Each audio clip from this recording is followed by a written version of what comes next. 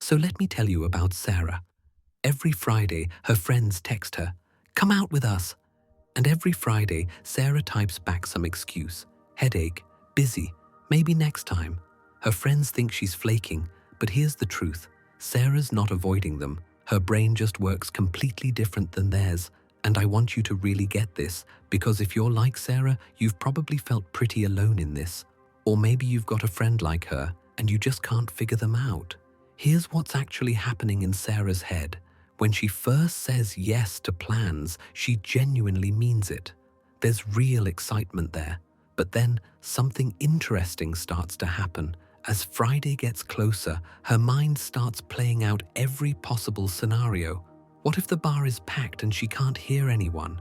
What if the conversation goes quiet and it gets awkward? What if she wants to leave him but everyone else is having fun? And listen, by the time Friday actually rolls around, she's exhausted. Not from going out, from just thinking about going out. Can you imagine that? Being tired before you even leave your house? Now, I know what you're thinking. That sounds like anxiety. And yeah, there's definitely some overlap there, but stay with me because this goes deeper than that. At home, Sarah's whole body relaxes. She knows exactly where everything is. If it's too hot, she adjusts the thermostat. Too bright? She dims the lights. Some random noise bothering her? She can make it stop. Home isn't just a place for her, it's where she finally gets to breathe. And this is where it gets really interesting.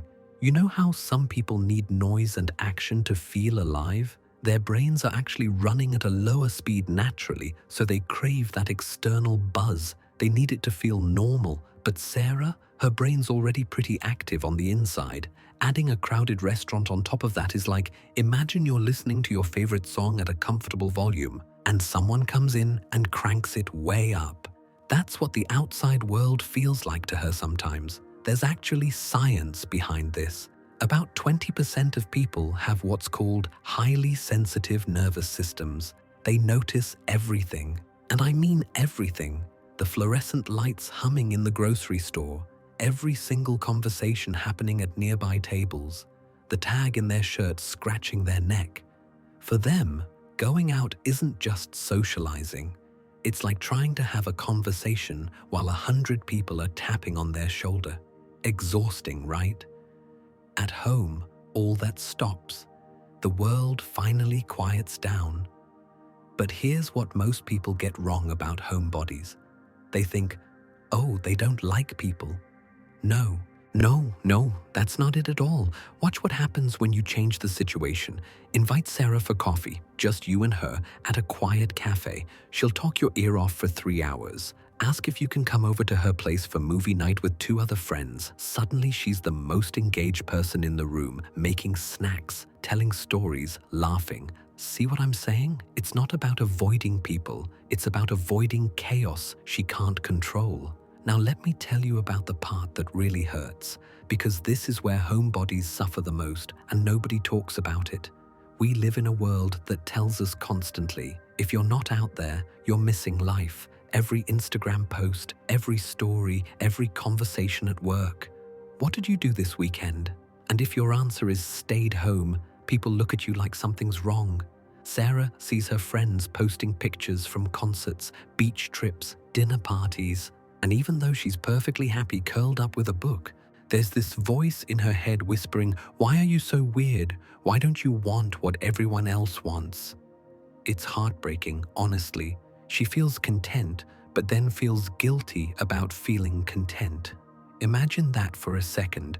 Being happy but feeling bad about being happy, like you're doing something wrong just by enjoying peace and quiet. And I've got to tell you something beautiful that happened during COVID. While everyone else was climbing the walls during lockdown, Sarah felt something she hadn't felt in years. Relief. For the first time, her lifestyle wasn't weird, it was recommended. Staying home wasn't lazy, it was responsible. No more FOMO, no more excuses, no more guilt. She could just be herself without judgment. But then everything opened back up, and that weight came right back. That pressure to be out there, living life the right way. Let me explain the energy thing, because this is crucial. Think of your energy like a phone battery. Most people charge up by going out, being around others, doing activities. The more they do, the more energized they feel. Sarah's battery works opposite. She charges by being alone, by quiet, by familiarity. And going out, that drains her fast. Not just, oh, I'm tired drain. We're talking 2 days to feel like herself again kind of drain. People who aren't wired this way just cannot wrap their heads around it. What do you mean you need 2 days to recover from dinner? But that's genuinely how her system works. And relationships, oh man, this causes so much pain. When Sarah dates someone outgoing, the same fight happens over and over. Why won't you come to my friend's party? And underneath that question is really, why aren't I enough to make you want to go? Now Sarah's stuck. She can drain herself completely to prove she cares, or she can take care of herself and seem selfish. There's no good option. Both feel awful. A lot of this comes from how we grew up. Some people had chaotic, unpredictable childhoods. Their brain learned that home equals stress. Sarah? She had a calm, stable home. Her brain formed pathways that say home equals safety. Nobody chose this. It's just the blueprint they got dealt. Here's another piece: control. And I want you to hear this the right way. Sarah needs control over her environment, not controlling other people, just her space. When she has that, her brain can stop being on alert. It can stop scanning for threats or surprises. But in public, at someone else's house, that scanner stays on, running in the background, draining battery even when she's supposed to be relaxing. And modern life makes this so confusing. We can order everything online now, work from our couch, watch any movie, video chat with friends. Technology says staying home is easy and fine, but culture still says you're missing out if you're not out there. That contradiction lives in Sarah's head every single day. Sometimes she worries she's becoming too isolated. She knows there's healthy alone time and unhealthy hiding. So she forces herself out sometimes, just to prove she still can. Not because she wants to, just to check a box labeled still normal. Can you feel how exhausting that is? Here's what I need you to understand. When Sarah says she's happy at home, believe her. Her brain chemistry, her nervous system, her entire energy setup, it's different. She's not a broken version of outgoing people. She's not depressed. She's just authentically herself. The answer isn't forcing homebodies to go out more. It's not social butterflies dragging their friends everywhere. It's acceptance, real acceptance. A homebody feeling drained at a party isn't wrong. An extrovert feeling restless at home isn't wrong.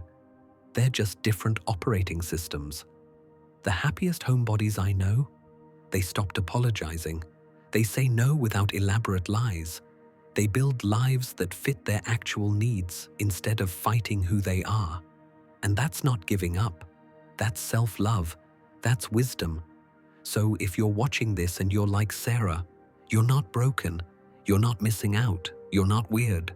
Your brain knows what it needs to thrive. Listen to it. And if you've got a friend like Sarah, stop trying to fix them. They don't need fixing. They just need understanding. Because at the end of the day, we're all just trying to feel okay in our own skin. Some of us find that at parties. Some of us find it on our couch with a cup of tea. Both are beautiful. Both are valid. Both are enough.